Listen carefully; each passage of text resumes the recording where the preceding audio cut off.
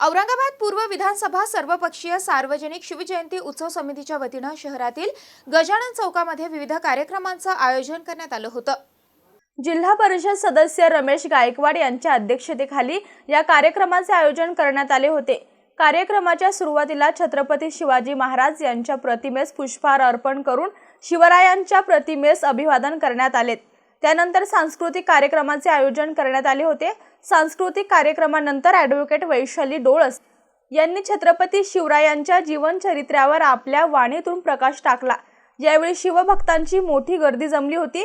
कार्यक्रम यशस्वी करण्यासाठी समितीचे संस्थापक अध्यक्ष शैलेंद्र भिसे, अध्यक्ष कैलास गायकवाड, कार्याध्यक्ष संकेत शेटे, विनोद जाधव, अखिल शेख, गणेश थोरात, नितीन अजमेरा, योगेश खाडे, आदिनाथ गुंड आणि इतर शिवभक्तांनी परिश्रम घेतले। की मराठा पातशाह झाला ही गोष्ट काही सामान्य झाली नाही, ती गोष्ट असामान्य झाली। या शिवरायांचं राज्य कोणत्या गोष्टीभोवती केंद्रित होतं तर सामान्य माणसाच्या सुखांशी।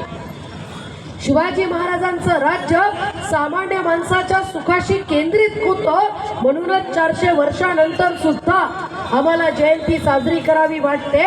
शिवाजी महाराजांसारख्या दाढ्या मिशा ठेवून आमची पोरं मोठ्या अभिमानानं रुबाबात वावरतात। शिवरायांसारखा पोशाख करून त्यांना या ठिकाणाहून त्या ठिकाणी जावंसं वाटतं। इतका अभिमान आमच्या शरीरावरती शिवरायांचा घेऊन आम्ही वावरतो। आणि म्हणून आजच्या काळामध्ये शिवरायांचा कोणता आदर्श मी डोळ्यासमोर ठेवावा तर स्वतः सरदाराचा मुलगा असताना सुद्धा छत्रपती होण्याचं स्वप्न ज्या मातेनं या शिवरायांच्या मनगटाशी खेळवलं आणि वास्तवात घडवलं त्या जिजाऊंचा आदर्श शिवरायांनी समोर ठेवलेला होता। पहली बात तो ऐसी कुछ गलत फहमी है कि मुस्लिम समाज नहीं मानता करता। मैं भी मुस्लिम हूँ। हमारा जो शिव जयंती महोत्सव है इसमें मेरे को स्वागत अध्यक्ष पद दिया गया है, तो ऐसा कुछ है नहीं। ये गलत फहमी फैलाई जाती है राजकारण के लिए खाली, और ऐसा देखा जाए सब साथ में रह के अच्छे से रह रहे, अच्छे से सब चल रहा है। हमने अभी उर्दू स्कूलों में से निबंध लिख कर मंगाए कि छत्रपति शिवाजी महाराज के बारे में 15 होली का 2 कर। हमको रिस्पांस अच्छा मिला, लगभग 150 से 200 निबंध आए उर्दू स्कूल में से। अभी तक हमने निबंध स्पर्धा उर्दू माध्यम मराठी मीडियम स्कूल में करी। जो उर्दू माध्यम ने जो निवेदन किया था वो हमारे अखिल शेख ने करा था कि छत्रपति शिवाजी महाराज किसी एक धर्म की उन पे नहीं तो बहुजन धर्म के है, और उसमें मुस्लिम बच्चों को भी ये पता चलना चाहिए आपकी पीढ़ी को आज के कि उस टाइम छत्रपति के कने 52,000 का पठानों का सैन्य था। उनका तोप खान जो था तो खान संभालता था वो मुस्लिम समाज था।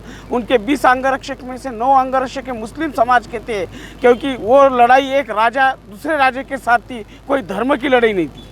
लेकिन सिर्फ महाराज का टीका लगा के या उनकी ड्रेसिंग करके जयंती नहीं करनी चाहिए। सिर्फ जयंती के दिन ही उनको याद नहीं करना चाहिए, उनको 365 दिन उनको याद रखना चाहिए। क्योंकि महाराज हमारे मतलब स्टेटस पे रखने से नहीं हमारे दिमाग में आएंगे, तो हमें उनके अंतर्मन में झांकना चाहिए कि महाराज हमारे में कैसे आ जाएंगे। तो इसलिए मेरे सारे युवा पीढ़ी को ये कहना है कि महाराज को हमें पढ़ना चाहिए, उनको मतलब उनके जो विचार है वो हमारे मन में पहले रखने चाहिए।